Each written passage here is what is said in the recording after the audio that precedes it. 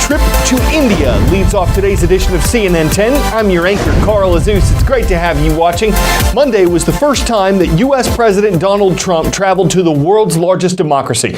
More than 1.3 billion people live in India. It's the second most populated country on the planet behind China. And it's where the American leader received a large and warm welcome when he spoke at the world's biggest cricket stadium in the Indian city of Ahmedabad.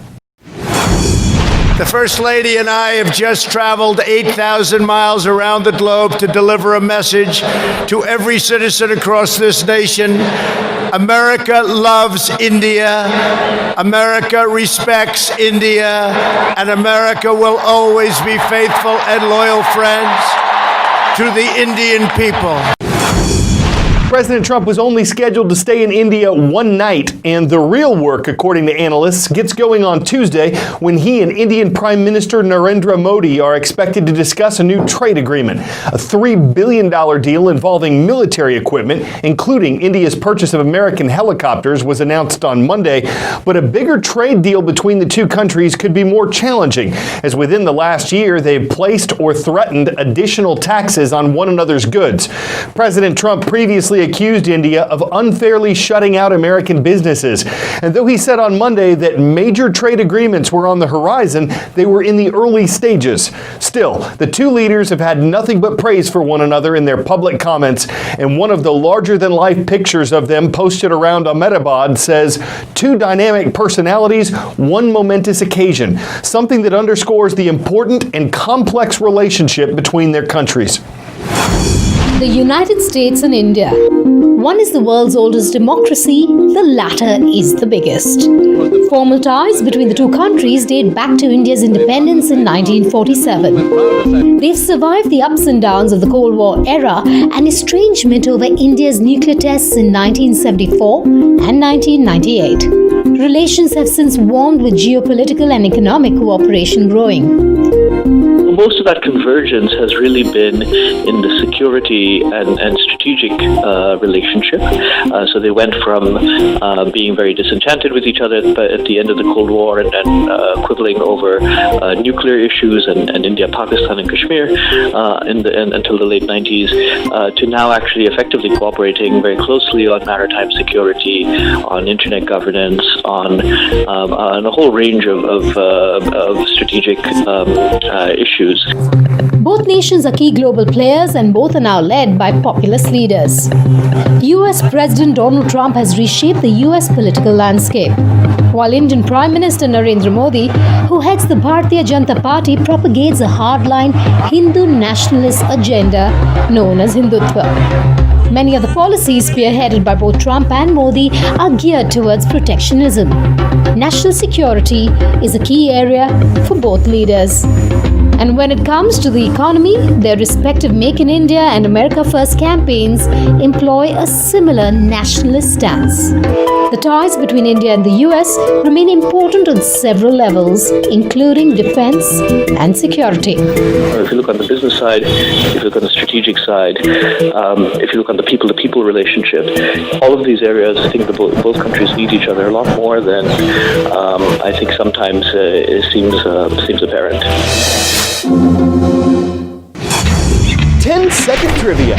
Which of these island chains actually belongs to Spain, though it's geographically closer to Africa? Canary Islands, Azores, Falkland Islands, or Cape Verde?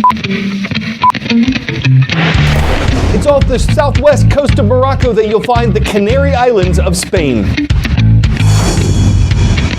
Southwestern Morocco and Western Sahara, and it's from the Sahara Desert that winds known as La Calima recently lifted tremendous amounts of dust and sand and carried them west across hundreds of miles of ocean to the Canary Islands. The Spanish archipelago is a popular vacation destination for European travelers, and many were stuck there over the weekend, in some cases for days longer than they wanted, with worse weather than they wanted. Planes couldn't take off or land in the islands until the storm passed, and outdoor sports events were canceled too because the air quality was so bad. This isn't the first time that La Calima has scattered dust over the Canary Islands, but a government official said it was the worst storm of its kind in decades.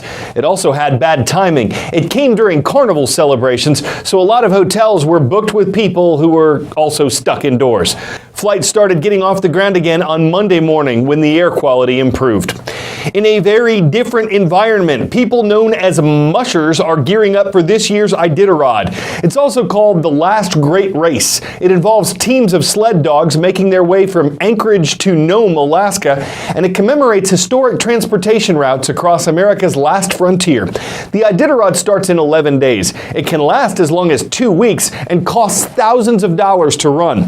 But for something that's much lower key and less dangerous, you can take a 3-hour dog sledding excursion in British Columbia, Canada. Costs a little over $450, and you gotta love the cold.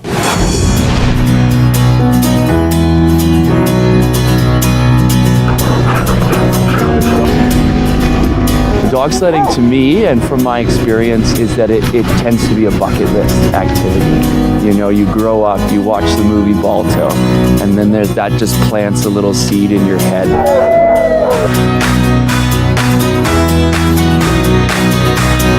We are in Whistler. We are about to go dog sledding on an epic adventure. I'm so excited. I've never done anything like this before. It's really cold. We're bundled up, but the energy's got me excited. I can't wait to meet them. They're about to come out. Come on, good boy, Dasher. Come on, dogs. Hi. We're Trappers Run Dog Sledding, and we take racing dogs and sled dogs that aren't being used in their current homes, and we rehome them and give them a lighter workload, and we try to make them affectionate at the same time. Because at the end of their working careers, which is usually around 8 or 9 years old, that's when we're going to adopt them out and try and find a home for them so that they can enjoy the couch life. If the dog doesn't get adopted, well, then it just gets free time. You're a good girl. One of the things that I truly love about this activity is that it's an activity for anybody. It can be as adventurous an activity as you want it to be. If you'd like to sit in the dog sled, wrapped up in blankets for the whole experience, that's fantastic. You're on holiday, you deserve it. If you'd like to get hands-on, help harnessing, help yoking, even do a little bit of mushing, we can facilitate that as well. That wasn't so hard. I feel like a pro already. Ready?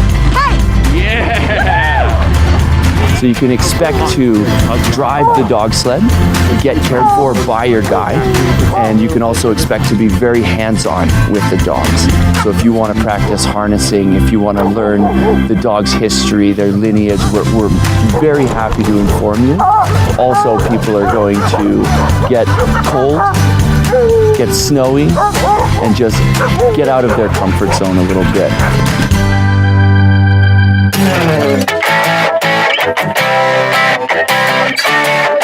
For 10 out of 10, ouch.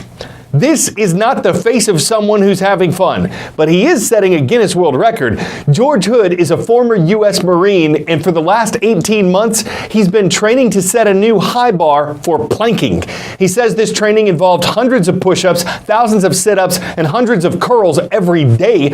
And when the time came to plank for the record, the 62-year-old did that for 8 hours, 15 minutes, and 15 seconds. Which made his accomplishment absolute. This took more than doing the bare abdominimum. You gotta figure how much pain you can stomach, you gotta elbow your way to the top, you gotta set your mind on abdomination, and to pass the time, you just let your thoughts go plank.